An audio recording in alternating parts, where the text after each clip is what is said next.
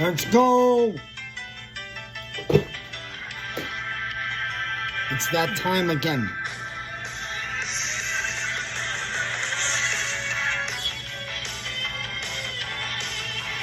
Guys, remember a little old school tune for all us oldies that grew up with some amazing football in the 80s and 90s.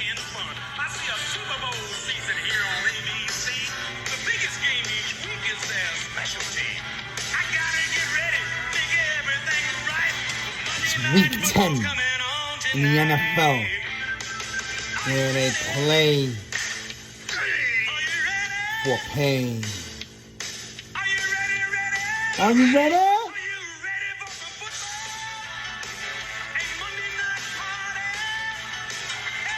What's better than football on a Sunday and a Monday in this country? And we are in week 10. Wow. Boy, did we get there in a blink of an eye and the season could be over.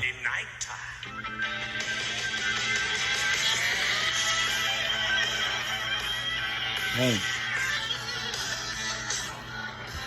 Old school tunes Monday night. And every time I hear this song, it reminds me of a great game in 1990. The 11-0 49ers against the 10-1 New York Giants on a Monday night. Talk about a war. We always mention the word war, backyard brawl. If you remember that game, and if you don't, go back and look at it. That's right at the top of the mountain, one of the greatest brawls ever. 7-3, the Niners pulled that game out near Christmas. Two best teams in the NFL that year. They would meet later in the year in the NFC Championship. The Giants would go into Candlestick and end the two-time reigning champ Niners run, 15-13 with a game-winning field goal by Matt Barr. We'd go on to beat the Bills 20-19 in the Super Bowl. Those two teams hated each other. It was the West versus the East. The Niners West Coast offense versus the Beast of the East Giants D. And most times we got the better of them. Yes, sir. Let's go back to some real music right now. Y'all know me. It is week 10 in the league where they pay for play, and we are getting near the part of the season where you separate the men from the boys by the price of their toys. And I came up with some picks, and the Miz is having a big-time season. I am well ahead of the 500 mark. I don't have the exact record. In the last week or two, I've averaged out, slowed down, hit about 500 for 2 weeks. The games are getting harder as we get deep into the season. But week 10 features a couple of big games. And your New York Football Giants are back on the field. Minus a player. But that's not here or there. We won't go there. Let's get to it, shall we? Game 1 is tonight, Thursday night.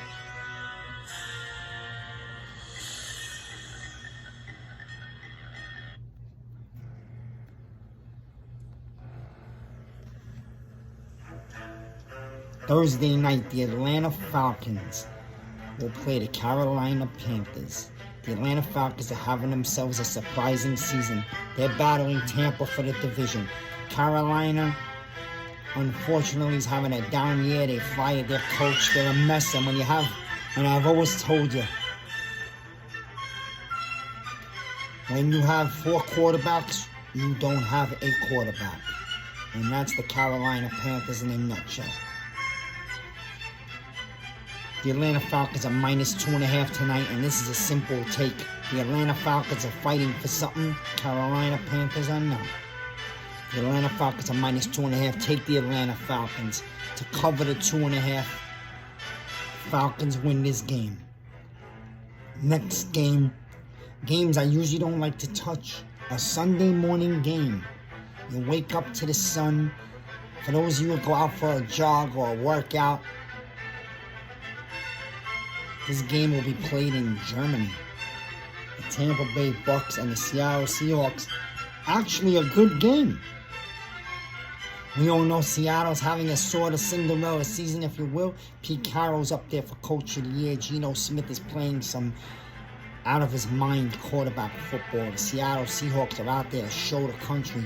A team most people projected for 3 wins, maybe 4, is on their way to the playoffs and sitting in first place in the NFC West as of today. The Tampa Bay Bucks are having a rough year. Tom Brady's going through all sorts of stuff, personal and on the field. Tampa Bay had a lot of injuries, but they came away with a monster win last week, beating another team that's having a really bad year, the defending champs, the Rams. Brady went down the field and found a way to pull a game. A big game. Keep Tampa alive, and it may not take more than 8 wins to win the NFC South this year. Tampa's -2.5 against Seattle. Seattle's won a bunch of games in a row. I'm not sure, 4 or 5. I believe it's 4, but they're playing really good football. But I believe they fly to Germany. Not anymore. And I think it's time for Seattle to lose a football game. They're having a great year. And all things come full circle, and good things must come to an end. And this week, I think Tampa goes for their 2nd game in a row as their secondary starts to get a little healthy. Brady and Evans will start to get their crap right. And I like Tampa Bay to come out and win their 2nd game in a row here. And at some point, Tampa's going to make a push. Tampa's -2.5 in Germany over Seattle. I like the Tampa Bay Bucks Sunday morning early. Give me the Tampa Bay. 20-14. Game 3, Detroit plays Chicago. Detroit had a big win over Green Bay. A lot of people don't think much of the Packers this year. They have completely lost themselves, and the rumors are they're falling apart in the locker. But Detroit Lions are a young team that's having a rough go. But sometimes when you take the hard road in life, it leads you to a better place later on. The Detroit Lions are fighting. They're going to stand pat. They're going to stand with their coach. They're a very young team.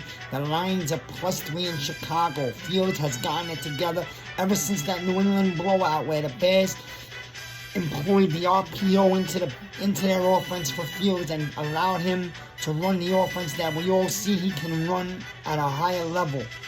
Fields has taken over. The Bears have played 3 really good games. They lost a tight one to Miami last week. I believe it was 35-32, but they played a hell of a football game. Fields has looked like a dramatically better quarterback. The Bears at home. And I'm going to tell you to take the Detroit Lions +3 here. And if you don't feel safe with it, buy a point, make it +4.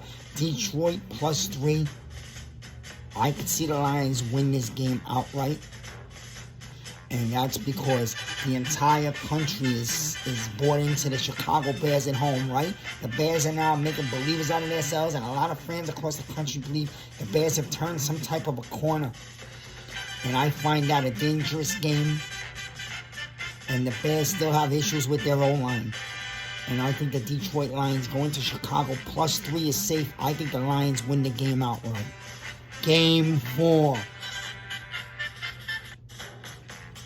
Game 4. The Buffalo Bills have lost a tough big game to the Jets. The Jets defense put it all over Buffalo. They laid an injury on Josh Allen's elbow, his throwing elbow. But he's a tough guy, and I think he'll fight through it. And the Jets defense got the better of Buffalo. Very shocking to the country last week, holding the Bills' high-powered offense to 3 points the entire second half. Tells you something about the Jets defense right now in this league. It's among the top in the NFL, if not the best. The Buffalo Bills come back home. They're 6-2. They're going to host the 7-1 Minnesota Vikings, a red-hot team that finds ways to win close games, so they are battle-tested. Cousins is having an MVP-level type of year. The Vikings all around might be one of the most balanced teams in football, flying under the radar quietly. Nobody knows they exist, and that's probably the way they love it. I picked the Vikings to go to Super Bowl in August. I got laughed at. I'll stick with that pick. But this week, the Bills bounce back in Buffalo. Josh Allen will play. He'll find a way to get a couple of things done. They'll live on their defense, and they'll create some type of run game. And I believe the Bills will find a way to win. The Vikings haven't lost in about 5 or 6 weeks, and they're due for theirs. And they're walking into Buffalo, one of the toughest environments in the country. Rowdy, starving fan base. They're going to let you know you're there. And they're going to make it very uncomfortable. The Vikings go into Buffalo 7-1.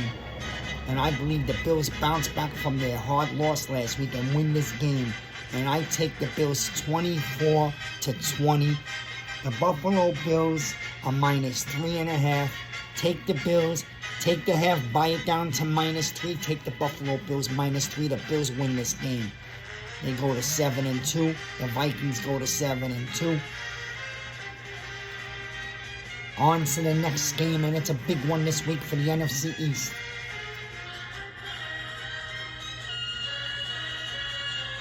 You know what it is.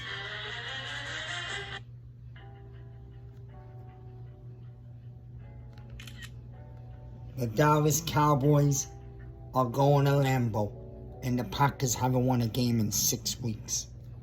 It's been an ugly run, and I think they rock-bottomed out last week, losing to Detroit. I believe it was 15-9. What a disgusting display by Aaron Rodgers. 3 interceptions. 2 interceptions were on a kindergarten level. Little screen passes over the middle into the end zone, picked off from 5 yards away. And he got nobody to blame but to look at himself. He's got to stop talking about the receivers' level and what they're not doing. And he needs to start manning up, taking responsibility as an MVP-type player. And take the kids aside and start teaching them. If you want to get better, you're going to have to take these kids under your wings and you're going to have to groom them. That's on you. You got paid tremendous amount of money. That's part of it. The Green Bay Packers haven't won in a long time. The league knows who they are, but the league right now does not respect.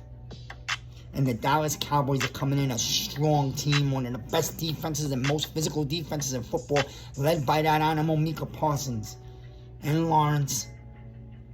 And the Cowboys are playing good football, and they have a run game, and they're coming into Lambeau, and it's expected to be really cold this weekend in the northern plains and the Midwest. Winter will usher into Lambeau on Sunday, and the Cowboys are coming, and the Cowboys will be favored by 5 points. And you know the Miz loves these type of games because the setup is there. The entire country is betting Dallas. The entire country is betting Dallas. And Vegas knows it. Nobody believes in the Packers. The Green Bay Packers are at home. They haven't won in 6 weeks, and they are totally being disrespected on a level that we haven't seen the Packers disrespected in most of our lifetimes. You gotta go back 30 years before Brett Favre. Well, I think the Packers come out and play a big football game Sunday. They find a way to dig deep into their heart, and they play some football. Maybe go back to the run game. Maybe the defense steps up a couple big throws down the field. The Dallas Cowboys will come in +5. Packers are +5 against the Cowboys. Take the 5 points. The Miz is nuts. And I always go out of the box for a dog of the week. The Green Bay Packers are my dog of the week. They are +5. You could buy a point, make it 6 if you really wanted to really be safe. I'm going to take the Green Bay Packers to win this game outright. The Green Bay Packers win this game. They find a way to win the game. 24-23 Green Bay Packers. Let's go to the West. There's a big game Sunday night on the West Coast. Hey, the LA Chargers will play the San Francisco 49ers. I believe the game's in San Fran, and the 49ers are +7. The Chargers have not lived up this year to expectations whatsoever, and we're all waiting for them to go on that run. That team is full of talent, and Herbert is a beast, but things have not clicked. We expected a lot more out of that front four on defense. I know there's been injuries, and we expected big things out of Herbert, but it's kind of taken a step back this year. But there's a lot of year to go, and the Chargers can definitely turn it up in a snap of a finger. They're that type of team, and they can hang a 30 spot on you on any given Sunday. The Chargers will play the 49ers. The 49ers are physically gifted. They're one of the most physical teams in football. You make a case they're the most physically balanced offense and defense in the NFL. A front four that has to be dealt with. A young, growing safety that a lot of people compare to Polamalu. And I don't know if he's playing this week. He's been injured. And their offensive line, their run game, they added a McCaffrey who's a monster in the backfield. All right, and you got the two receivers in Debo. Okay? The 49ers are loaded. You got Kittles over the middle. You got Debo. Yo, the 49ers are capable of making a run to a Super Bowl this year. But a lot of years they seem to get in their own way, and Jimmy G plays a role in that. Now, I was one that said Jimmy G had to play this year. That would be the best thing the Niners ever did in August if they held on to him and didn't trade him anywhere in case things didn't work with Lance or an injury, and that's what happened. Well, Jimmy G's leading the Ford. He's been around for years. He knows what it takes. And the 49ers will win the NFC West. And I like the 49ers to win this game, but 7 points is a lot. So I tell you this.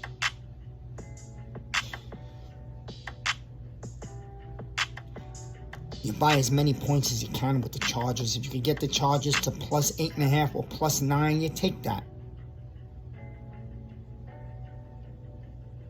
I like the Niners to win this game. I'm going to buy it the other way. I'm going to take 2 points the Niners' way. Buy it down to plus 5. 49ers win this game. I like the 49ers. 27-21. 49ers will win this game by about 6 or 7 points. Take care of business at home and start their march towards a division title.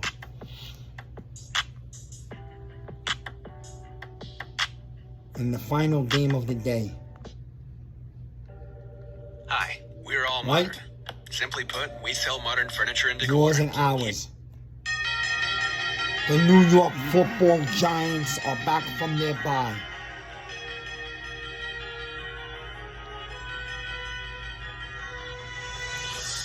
The New York Football Giants are home, and they're hosting the Houston Texans. Not a fancy team, not a team that's going to emotionally get you psyched up.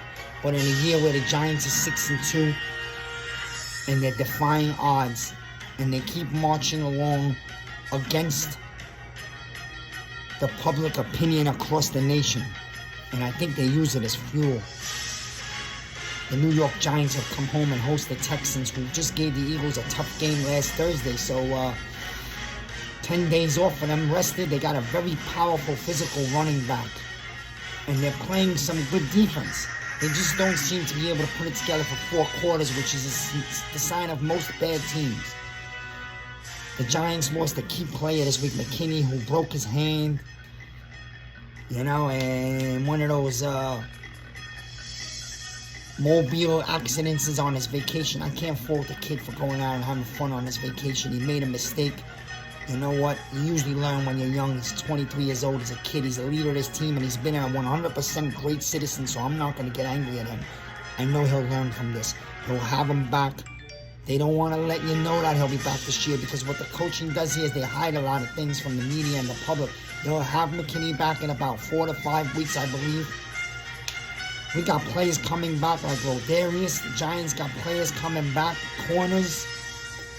Shane Ximenez on the outside. Shane Lemieux's been activated. And I believe Bellinger's coming along much quicker than we all thought. I believe he'll be ready for Dallas, maybe even the Lions next week. But this is a dangerous game.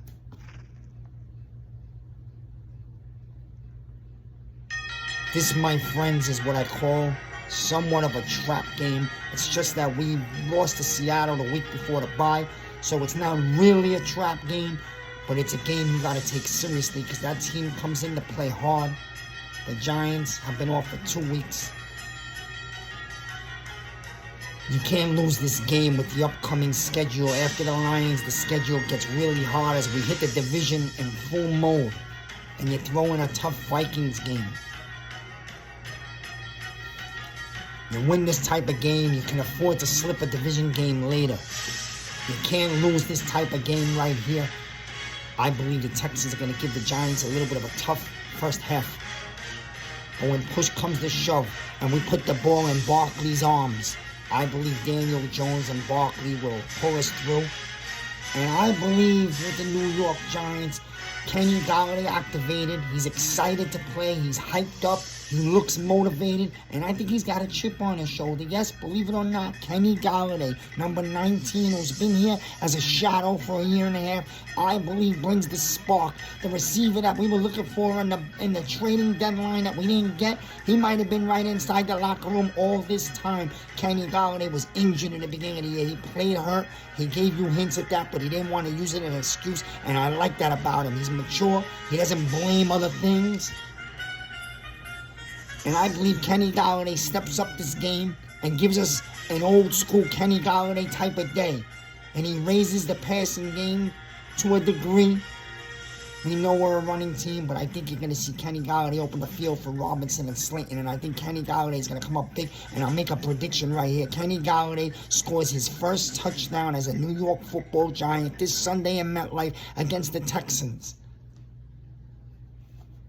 The Giants are -5.5. Like I said, I think Houston's going to give us 2.5. 3 quarters of tough football. And the Giants might even help them with a turnover because we tend to do that in these type of games. But at the end of the day, the Giants will pull this game out in the middle of the late to the fourth quarter. The New York Giants, give me the Giants in this game.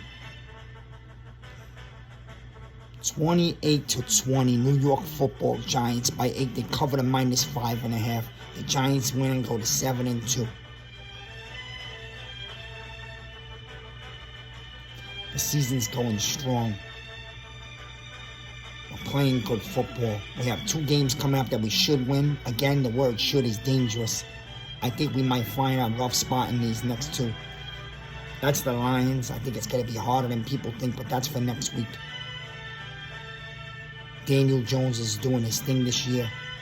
He ain't putting up star numbers, but neither is most of the NFL. But what he's doing, is giving you one very important number, and that's wins in the W column and a playoff type run season.